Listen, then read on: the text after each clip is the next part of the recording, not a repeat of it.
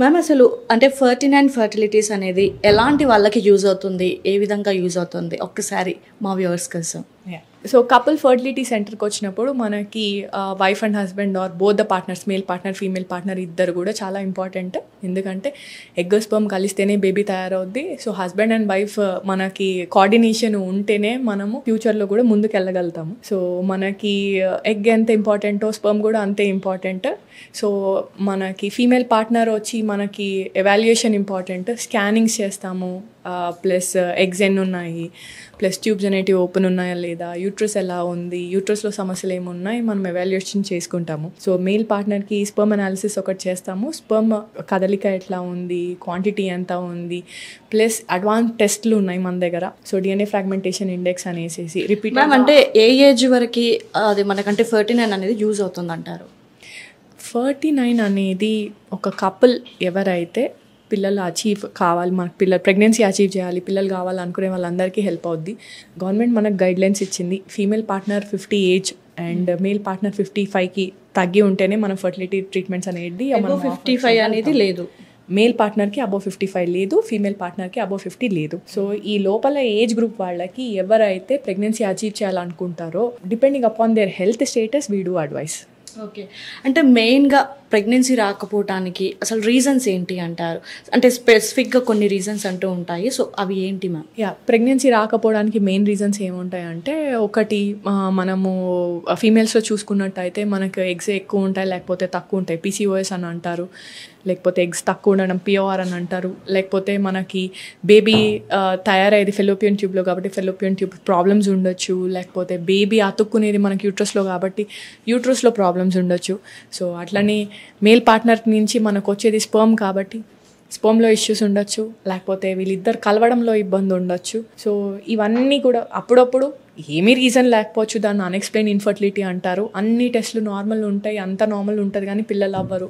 So అది కాకుండా అసలు హస్బెండ్ వైఫ్ చాలామంది కలవనే ఇబ్బంది ఉంటుంది. సో న్యాచురల్గా ప్రెగ్నెన్సీ అనేది అచీవ్ చేయడం కష్టము, సెక్షువల్ డిస్ఫంక్షన్స్ అని అంటారు, అది కూడా ఒక రీజన్ కావచ్చు. సో మనం ఏదేమైనా కానీ మనకు ఒక్కొక్క కపుల్ని మనం ఇండివిజువల్గా ట్రీట్ చేస్తే మనం డెఫినెట్గా ప్రెగ్నెన్సీ అనేది అచీవ్ చేయొచ్చు. ఓకే మ్యామ్, అంటే చాలామందికి అంటే ఇప్పుడు జనరేషన్ గ్యాప్లో భాగంగా కొంతమందికి ఆ స్పృహ ఉంది కాబట్టి వస్తున్నారు, బట్ ఇంకా చాలామందికి అయితే ఒక అపోహ ఉంటుంది, అంటే 39 ఫర్టిలిటీస్ అనేది నమ్మొచ్చా లేదా, వెళ్తే ఎంతవరకు సక్సెస్ అవుతాము అని చాలామందికి ఒక ఫియర్ అనేది ఉంటుంది. సో ఆ ఫియర్ వాళ్ళకి పోవాలి, వాళ్ళు మూవ్ ఆన్ అవ్వాలి, ఇక్కడ దాకా రావాలి, వాళ్ళు సక్సెస్ అవ్వాలి అంటే, సో వాళ్ళకి మీరేం చెప్తారు? సో మనం లాస్ట్ 10 to 11 years నుంచి ఆల్మోస్ట్ మన 49 fertility centre overall AP Telangana నుంచి మనకు ఒక 10,000 కపుల్స్ బేబీస్తో వెళ్ళారు. సో 10,000 అనేది చాలా బిగ్ నెంబర్ మనకి. సో ఆల్మోస్ట్ సౌత్ ఇండియాలోనే the highest in terms of patients కానివ్వండి, సక్సెస్ రేట్స్ కానివ్వండి, it's a best fertility centre. And మనది ఇంకా ఇండియాలోనే 4th or 5th రేంజ్లో ఉన్నాము మనము హైయెస్ట్ సైకిల్స్ చేసేది.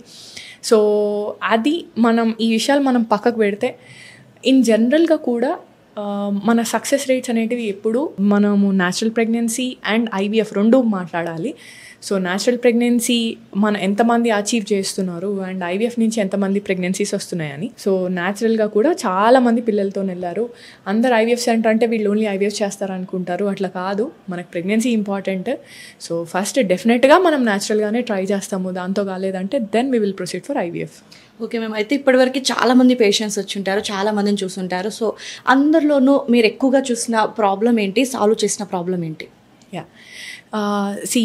మనకి మెయిన్గా ప్రాబ్లమ్స్ ఉండేటివి ఇక్కడ అంటే చాలామందికి ఫీమేల్స్లో ఉంటాయి, మేల్స్లో ఉంటాయి. ఇప్పుడు లాస్ట్ 4-5 years నుంచి అయితే ఇద్దరికి 50% ఉంది.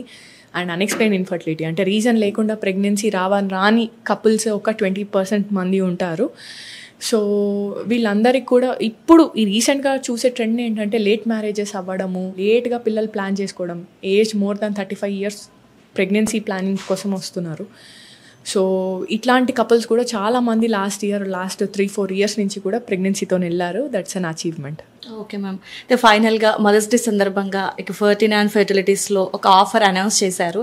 So what is the offer, వాళ్ళకి ఎలా యూజ్ అవుతుంది ఒకసారి వాళ్ళకు కూడా వివరిస్తారా? యా, సో మనం ఏంటంటే ఎవ్రీ ఇయర్ మనం ఒక డేట్ని, సపోజ్ ఉమెన్స్ డే కానివ్వండి లేకపోతే మదర్స్ డే కానివ్వండి, మనం we choose that date and we do celebrate the success అనమాట.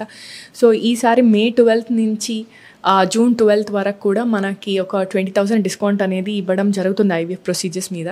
దీన్ని మనం అవకాశంగా వాడుకొని ఎవరైతే ఇన్ఫర్టిలిటీతో సఫర్ అవుతున్నారో డెఫినెట్గా యూజ్ అవ్వచ్చు. Thank you ma'am, thank you so much.